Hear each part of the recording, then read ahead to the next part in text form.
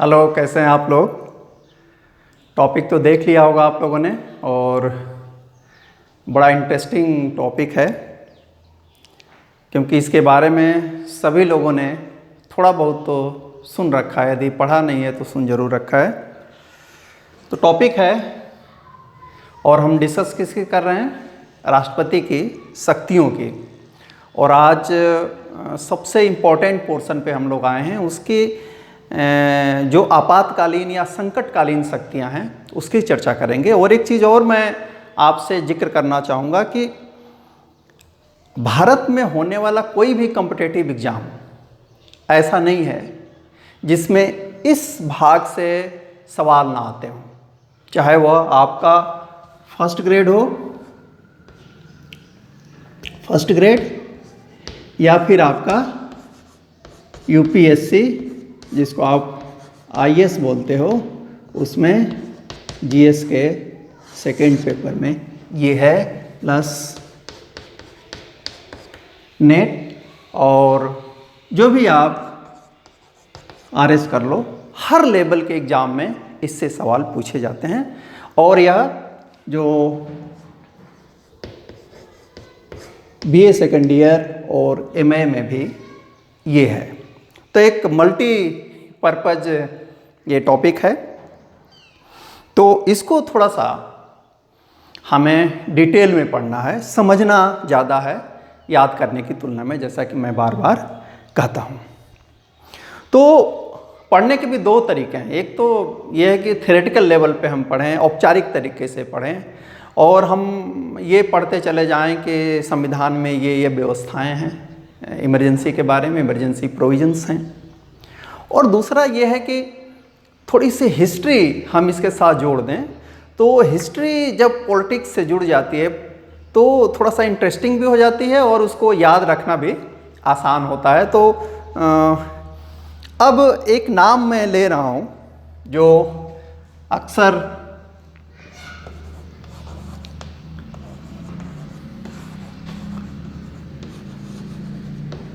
सुनने में आता है, स्पेशली भारत के संदर्भ में। और मिसेस गांधी, इंदिरा गांधी, जो हमारी बहुत ही सशक्त और सफल प्रधानमंत्री रही हैं, उनकी जब चर्चा होती है या अभी जब मैंने ये नाम लिखा तो आपके दिमाग में क्या आता है? कुछ स्पेशल चीज़ आती है इनको लेकर के, सिवाय इसके कि ये हमारी प्रथम महिला प्रधानमंत्री थी? इसके अलावा क्या आ रहा है आपके दिमाग में?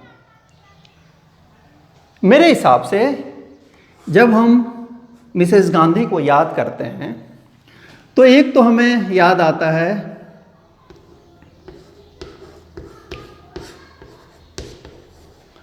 बांग्लादेश का उदय, जो 1971 वार में होता है, युद्ध।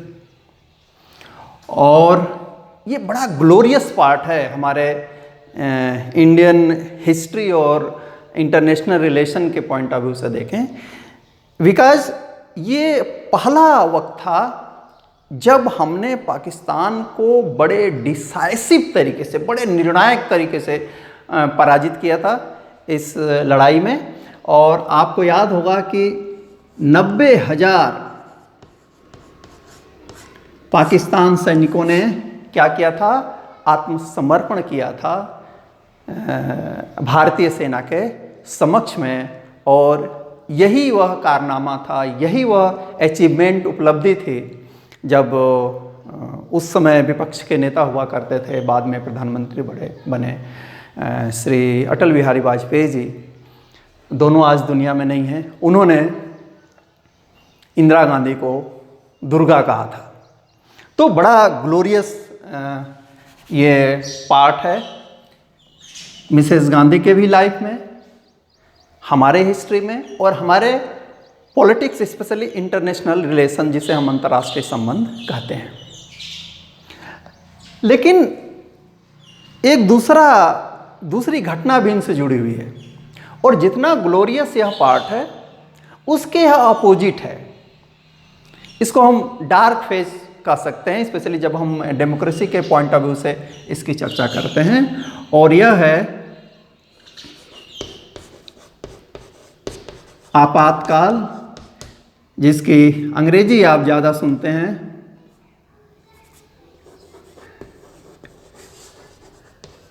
इमरजेंसी। और यह लगी थी 1975 में। डेट क्या थी?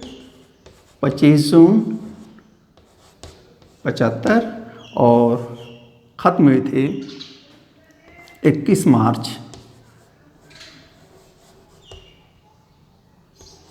1977 को। तो करीब करीब 2 साल से कुछ कम समय तक ये चली। तो ये 2 चीज़ें हैं और ये दोनों घटनाएं किस समय की हैं? मिसेस गांधी के समय की हैं। अब जब इमरजेंसी प्रोविज़न या इमरजेंसी पावर की बात होती है तो जाहिर सी बात है कि हम संविधान पढ़ रहे हैं, संविधान में इमरजेंसी प्रोविज़न की बात है। तो एक और चीज़ यहाँ जान लीजिए जनरल नॉलेज के लिए कि जिस समय इमरजेंसी लागू की गई भारत में 1975 वाली, उस समय जो राष्ट्रपति थे वो थे फखरुद्दीन अली अहमद साहब। तो अब सवाल यह है कि ये जो आपातकालीन शक्तियां हैं वो कहाँ हैं?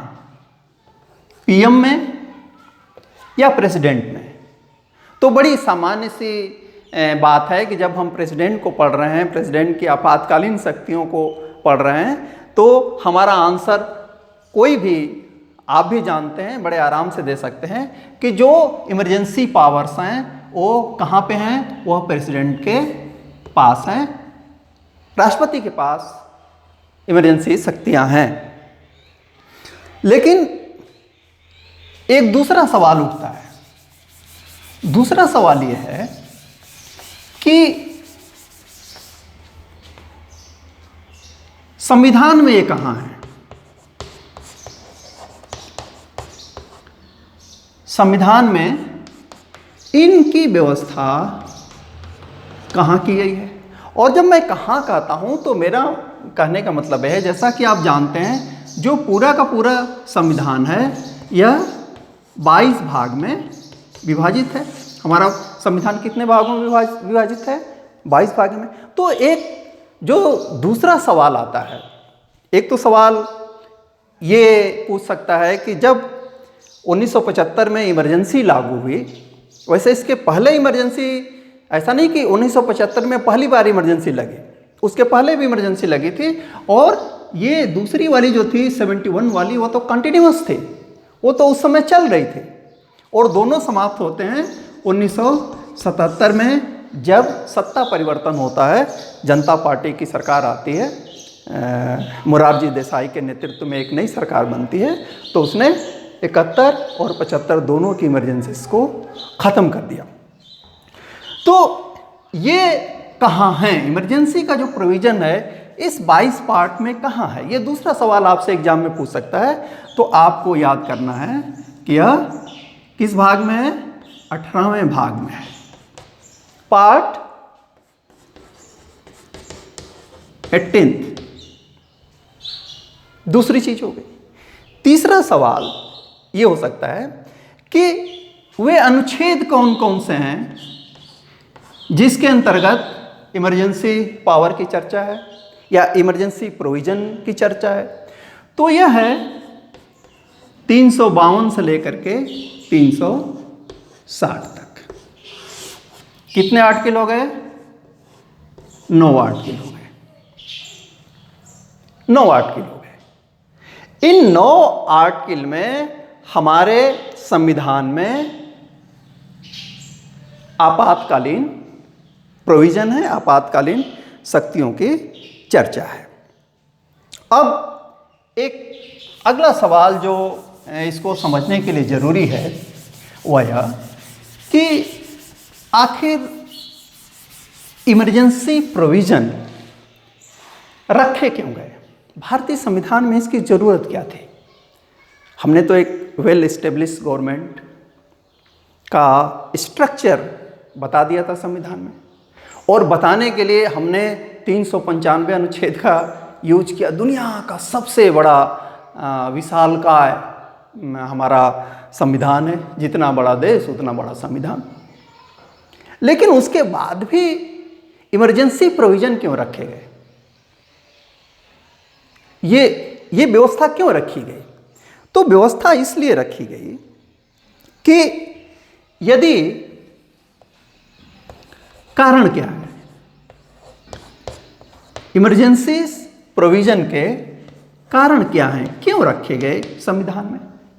तो आप कह सकते हैं कि पहली चीज़ ये है कि यदि कोई एबनॉर्मल सिचुएशन यानी असाधारण परिस्थितियां उत्पन्न हो जाती हैं तो इमरजेंसी की जरूरत पड़ती है, इमरजेंसी पावर की जरूरत पड़ती है।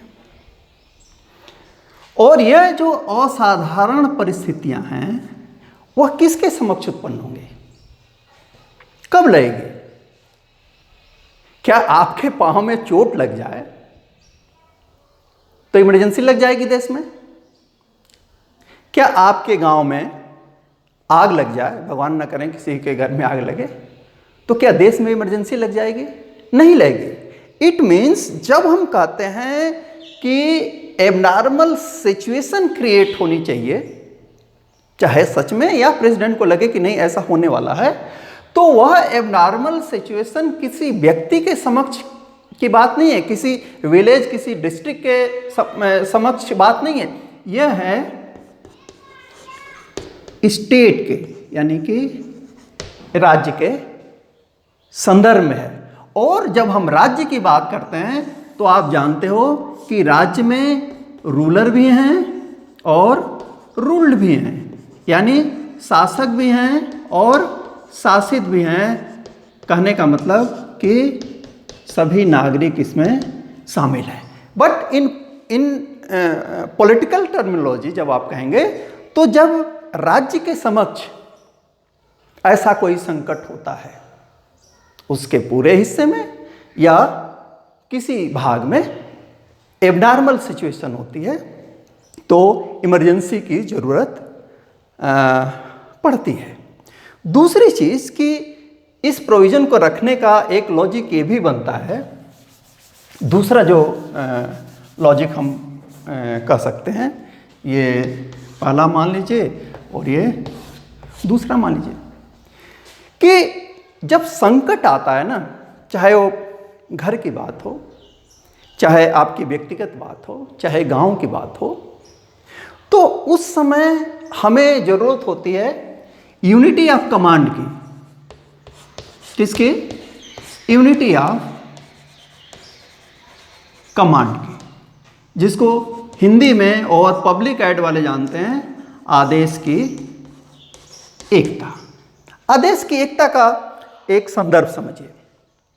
आपने वो पिक्चर देखी होगी ना, टाइटैनिक, जो जहाँ तक मैं याद कर पा रहा हूँ 1912 में दुनिया के सबसे विशालतम और सबसे सुविधा संपन्न एंड सो कॉल्ड सॉलिड जो जहाज़ बनी थी, पानी की जहाज़ टाइटैनिक, जिस पे एक बड़ी ही हॉलीवुड की फिल्म आई थी। मोस्ट प्रॉब्ली आपने देखा होगा, मैंने तो देखी, और आपने नहीं देखी तो आप उसको देखिएगा। जो अपनी पहली यात्रा भी पूरी नहीं कर पाई, डूब गई। लेकिन वह डूबते डूबते डूबी, एक आइसबर्ग से उसका टकराव हो गया था। अब आइसबर्ग से टकराव के बाद जब जहाज़ डैमेज हो गई, जिस पे हजारों लोग थे, मान लो उस पे 1000 लोग थे। अब यदि इन 1000 लोगों से पूछा जाता कि भाई बताओ कि ये सिचुएशन क्रिएट हो गई है, हमारी जो जहाज़ है डैमेज हो गई है, अब क्या करें, तो क्या होता, 1000 लोग 1000 तरीके की बात करते तो कोई काम नहीं हो पाता। उस संकट की स्थिति में आप 1000 लोगों के आदेश का पालन नहीं कर सकते। कोई कहेगा इधर जाओ, कोई कहेगा इधर जाओ, हो नहीं सकता। उस समय किसकी जरूरत है? उस समय आपको आदेश की एकता, यूनिटी ऑफ कमांड की जरूरत होती है। एक आदमी आदेश दे और उसको पूरे जो उसके सबऑर्डिनेट है फॉलो करें, तब आप किसी एक सफल तरीके से उससे निकल सकते हैं। जबकि टाइटैनिक अल्टीमेटली डूब गई थी, लेकिन कैप्टन के आदेश को फाइनली माना गया और कुछ लोगों की जान बचा ली गई थी। तो we need unity of command. संकट में हमें एक आदमी का आदेश चाहिए। तो इतने बड़े देश के समक्ष, जिसमें आज की डेट में कितने स्टेट हैं? 28 स्टेट हैं, 8 यूनियन टेरिटरी है, अलग अलग जियोग्राफिकल हमारे डिवीजन्स हैं जहां अपनी अपनी समस्याएं हैं। और हम अपने एक प्रकार से कहिए कि कुछ ऐसे देश हैं जिसे आप शत्रु देश कह सकते हैं। पाकिस्तान से हम लड़ाइयाँ लड़ चुके हैं। हमने आज़ादी के समय ही लड़ी, 47 में ही लड़ा, 65 में लड़ी, 71 की चर्चा में कर रहा था, वाजपेयी जी के समय कारगिल। और एक तनाव तो हमेशा बना रहता है। चाइना से भी हमने 62 में लड़ाई लड़ ली। तो ये चीज़ तो हमारे संविधान निर्माता बहुत पहले से जानते थे ना, कि हम जिन पड़ोसियों से घिरे हुए हैं वे उनसे हमारे खराब रिश्ते भी हो सकते हैं, युद्ध की स्थितियां भी आ सकती हैं। तो उस समय देश को एक जरूरत होगी इमरजेंसी पावर की, सत्ता को। क्यों? आदेश की एकता। और यह आदेश की एकता किस लिए?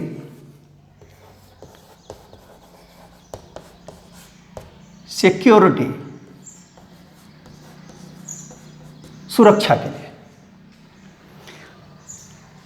जो सत्ता हमने बनाई है, और आप देखें तो इस सत्ता का, इस स्टेट का, इस गवर्नमेंट का रिलेवेंस क्या है? सबसे बड़ी जो जिम्मेदारी होती है, हम चाइना से, आप चाइना से अकेले लड़ सकते हो क्या? नहीं लड़ सकते। वो रेड आर्मी ना आपको तुरंत खत्म कर देगी। पाकिस्तान से लड़ सकते हो क्या?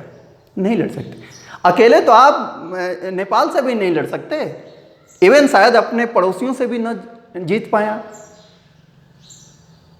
तो सबसे बड़ी चीज क्या है कि सरकार हमने इसलिए बनाई कि सरकार या स्टेट हमें भी सुरक्षा प्रदान करे। और जिस स्टेट को हमने क्रिएट किया है, ये चाहे इसका नाम भारत हो, चाहे इसका नाम अमेरिका हो, चाहे इसका नाम यूनाइटेड किंगडम है, जो रिलेवेंस है स्टेट का, स्टेट पावर का, गवर्नमेंट का, गवर्नमेंट क्राफ्ट का या पॉलिटिकल क्राफ्ट का, उसका अंतिम उद्देश्य होता है सिक्योरिटी। सिक्योरिटी मीन्स ये है कि राज्य का यह उत्तरदायित्व है और यही उसका औचित्य है कि वह राज्य की एकता, अखंडता और संप्रभुता की रक्षा करे। लेकिन संकट काल में उसे स्पेशल पावर की जरूरत होती है ताकि आदेश की एकता बनी रहे और वह उन असाधारण एबनॉर्मल सिचुएशन से स्टेट लड़ सके सफलतापूर्वक। इसलिए हम क्या करते हैं, हमने संविधान में, हमारे संविधान निर्माताओं ने संविधान में ये व्यवस्थाएं रखी। तो ये इसका लॉजिक हो गया कि क्यों रखा गया। अब ये आता है कि जो संविधान है, और मैं फिर दोहरा लूं कि 18th पार्ट में 352 से लेकर के 360 के बीच क्या है, इमरजेंसी पावर का या इमरजेंसी प्रोविजन का उल्लेख है।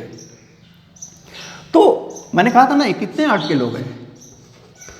9, 52 और 60। वैसे घटाओगे तो 8 ही निकलेगा, लेकिन ऐसे गिनोगे ना उंगली पर 52, 53, 54, 55, तो 9 आर्टिकल होंगे। 51 नहीं है, 52 से 60 9 आर्टिकल है। तो इतना जो डिटेल में है वह इसलिए डिटेल में है क्योंकि यहां कई प्रकार की इमरजेंसी की चर्चा है। यानी हम कहें टाइप्स ऑफ इमरजेंसी, प्रकार। हम आपातकालीन परिस्थितियों का, जो एबनॉर्मल सिचुएशन है, उसकी 3 प्रकार के आपातकालीन परिस्थितियों की परिकल्पना हमारे संविधान निर्माताओं ने की। पहले को हमने कहा, क्या हम कहते हैं, नेशनल या राष्ट्रीय आपातकाल। नेशनल, जैसे 1971 में जो इमरजेंसी लगी थी वह नेशनल थी। दूसरा है कॉन्स्टिट्यूशनल,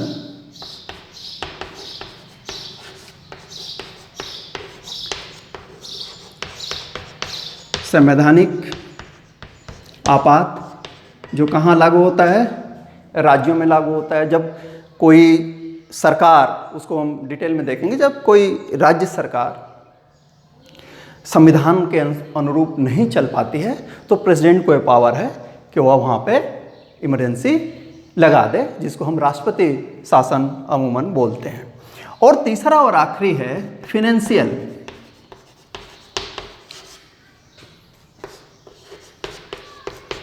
वित्तीय आपात। ये पूरे देश के लिए होता। तो इसका मतलब ये हुआ कि भारतीय संविधान में 3 प्रकार के आपातकाल की व्यवस्था है, एबनॉर्मल सिचुएशन की व्यवस्था है। एक वह जब नेशन एज अ होल पे कोई थ्रेट आए, एक वह जो स्टेट यानी राज्यों के स्तर पर कोई समस्या है, स्पेशली कॉन्स्टिट्यूशनल मशीनरी के फेलियर पर हम इसको लगाते हैं। और फिनेंशियल, वित्तीय आपातकाल, वी आर फॉर्चुनेट कि हमारे यहाँ कभी ये सिचुएशन नहीं हुई। लेकिन आपने अभी कुछ दिन पहले देखा श्रीलंका में ये इमरजेंसी, फाइनेंशियल इमरजेंसी लागू की गई थी, क्योंकि वहाँ की इकोनॉमी एक प्रकार से कोलैप्स कर गई थी। जो वहाँ फ्री की रेवड़ियाँ बांटी गई थी, उसमें एकदम से सिस्टम कोलैप्स कर गया था। देश के पास खजाने में कुछ था नहीं, तो जाहिर सी बात है कि उसको कोलैप्स होना था। और they imposed financial emergency in their state, that is Sri Lanka. तो ये 3 प्रकार के इमरजेंसी हैं। अब एक आखिरी बात जो मैं कहना चाहूँगा कि अनुच्छेद के हिसाब से देखें तो 352 में नेशनल इमरजेंसी है, 356 में राष्ट्रपति शासन जिसको कहते हैं कॉन्स्टिट्यूशनल या संवैधानिक आपातकाल, और 360 में क्या है, वित्तीय आपातकाल है। अब जैसे है ना कि सारी चीज़ें हमसे याद नहीं होती, तो बहुत सी चीज़ें की हम कोडिंग करते हैं। मैं भी जब यूपीएससी देता था तो सारी चीज़ें याद नहीं थी। आज पढ़ाते पढ़ाते बहुत सी चीज़ें याद हो गई है। तो हम क्या करते थे, कोड डेवलप करते थे, को रिलेशन डेवलप करते थे कि कैसे याद रहे। तो देखो एक को रिलेशन में बताता हूं कि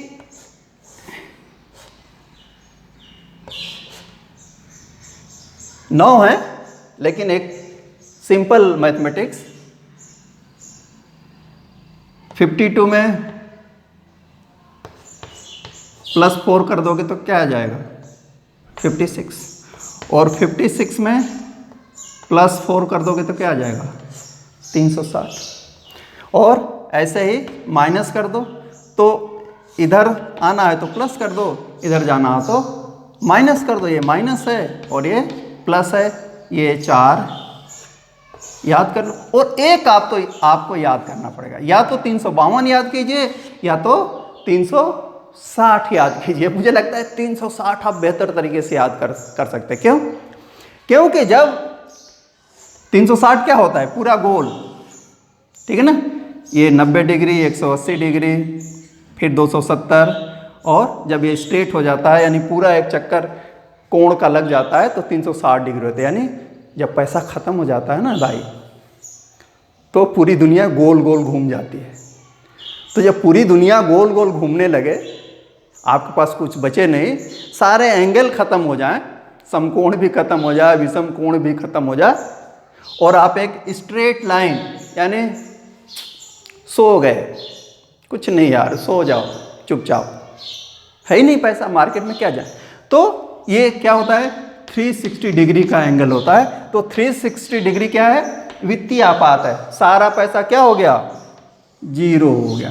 तो 360 आप इसको याद कर लेंगे, और इसको यदि आपने याद कर लिया तो -4 करते जाओ, और ये तीनों आ सकते हैं। ये मैं आपको इसलिए समझा रहा हूँ क्योंकि यूपीएससी की आप आईएएस की आप तैयारी कर रहे हैं, या इवन किसी भी चीज़ की तैयारी कर रहे हैं, तो अनेक बार मेरे लाइफ में तो अनेक बार ये सवाल आया जब पूछा गया कि फाइनेंशियल इमरजेंसी किस में है या नेशनल इमरजेंसी किस में है। इसका आर्टिकल भी पूछा गया, लेकिन ये कई बार आया। तो आपको ये चीज़ें समझनी भी है, और आपको ये चीज़ें कोडिंग भी करनी है आपको दिमाग में, ताकि एग्ज़ाम में आपको याद रहे। और होता यह है कि जब हम ऐसी कोडिंग करते हैं, फॉर एग्जांपल जैसे आप मेरा ये वीडियो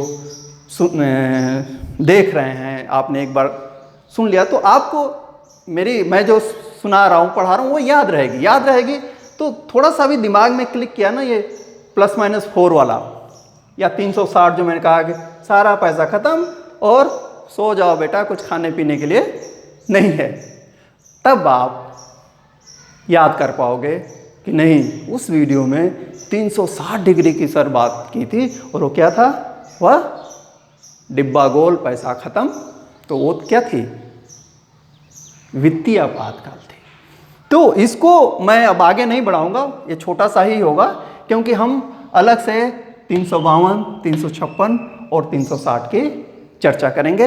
होप आप लोग अच्छे होंगे, पढ़ रहे होंगे, मेरा वीडियो देख रहे होंगे, और वीडियो यदि अच्छा लगे, लाभदायक लगे, तो आप इसको लाइक कीजिए, शेयर कीजिए, सब्सक्राइब कीजिए। फिर हम मिलते हैं एक नए वीडियो में। Thank you very much.